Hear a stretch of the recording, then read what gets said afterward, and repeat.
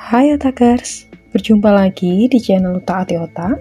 Video kali ini kita akan membahas mengenai kelistrikan pada sel saraf manusia.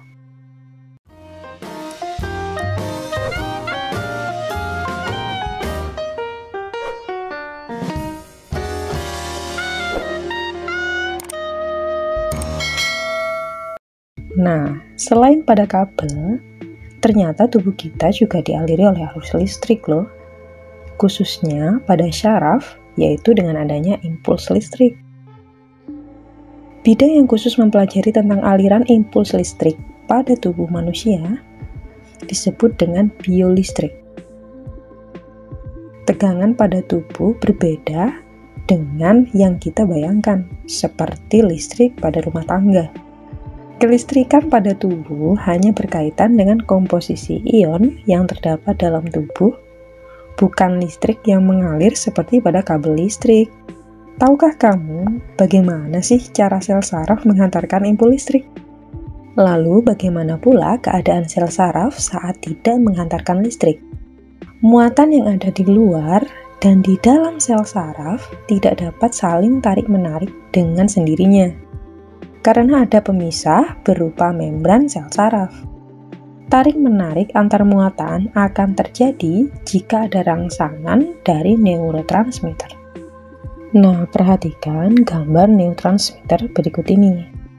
Saat sel saraf tidak menghantarkan impuls, muatan positif Na+ melingkupi bagian luar membran sel. Pada kondisi tersebut, membran sel saraf bagian luar bermuatan listrik positif, sedangkan membran sel bagian dalam bermuatan listrik negatif.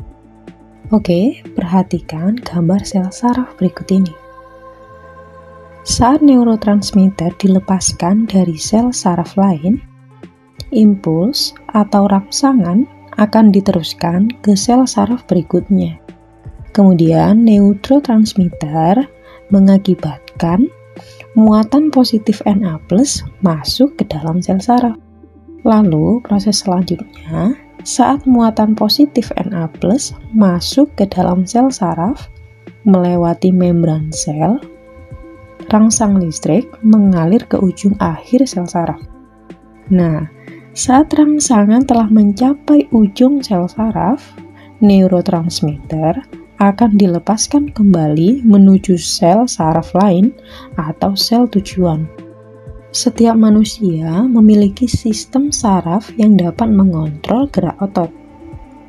Sistem saraf terdiri atas sel-sel saraf berfungsi untuk menerima, mengolah, dan mengirim rangsangan yang diterima panca indera.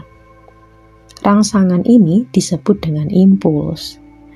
Setiap sel saraf terdiri atas 3 bagian, yaitu badan sel saraf, dendrit, dan akson atau neurit. Selain ketiga bagian tersebut, pada sel saraf juga terdapat bagian tambahan berupa selubung mielin. Nah, mielin ini sebetulnya bukan bagian dari sel saraf, tetapi terdiri dari sel pembentuk mielin yang berfungsi untuk menyelubungi akson. Berdasarkan keberadaan mielin, terdapat 2 macam neuron, yaitu neuron yang berselubung mielin dan neuron yang tidak berselubung mielin.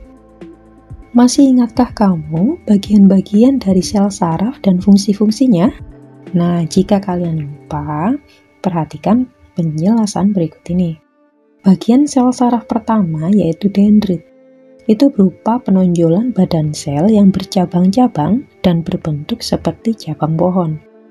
Fungsi dari dendrit ini yaitu menerima impuls dari sel lain dan meneruskannya ke badan sel. Kemudian bagian sel saraf yang kedua adalah badan sel. Di dalamnya terdapat inti sel yang dikelilingi oleh sitoplasma.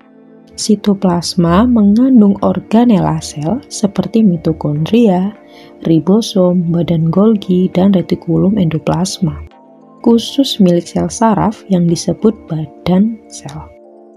Fungsinya yaitu meneruskan impuls dari dendrit ke akson. Kemudian bagian sel saraf yang ketiga yaitu akson atau neurit. Ini berupa penonjolan badan sel juga berbentuk panjang dan silindris. Setiap satu sel saraf hanya memiliki satu akson. Ujung akhir akson disebut dengan terminal akson. Terminal ini memiliki beberapa percabangan dan berbonggol. Pada bonggol inilah akan dilepaskan neurotransmitter dan disebut sebagai bonggol sinaptik. Fungsi dari akson atau neurit yaitu meneruskan impuls dari badan sel saraf ke sel saraf lain, atau ke sel otot, atau ke sel kelenjar. Nah, pada bonggol sinaptik tadi terjadi proses sinapsis, yaitu komunikasi antara sel saraf satu dengan yang lainnya, atau sel saraf dengan sel otot, dan sel kelenjar menggunakan neurotransmitter tadi. Lalu ada bagian sel saraf tadi yaitu mielin. Ini berupa selubung lemak berlapis-lapis dihasilkan oleh sel sikewan. Lapisan lemak mielin sulit ditembus oleh ion-ion yang keluar dan masuk membran sel saraf pada bagian akson.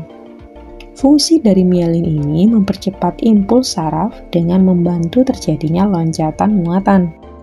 Kemudian bagian sel saraf yang terakhir yaitu nodus Ranvier. Ini daerah akson terbuka yang tidak diselubungi mielin. Fungsinya yaitu sebagai tempat terjadinya tarik-menarik muatan listrik di dalam membran sel saraf. Nah, otakers, itulah tadi penjelasan mengenai kelistrikan pada sel saraf manusia. Jika kalian suka dengan video ini, jangan lupa di like ya. Kemudian kalian bisa tulis komen kalian. Lalu, jangan lupa juga kalian share ke sosial media yang kalian punya atau ke teman-teman kalian. Dan aktifkan tombol notification-nya agar kalian selalu update video-video terbaru, materi-materi terbaru dari Otak Hati Otak. Oke, sekian dulu dari kami. Salam dari Sabang sampai Merauke.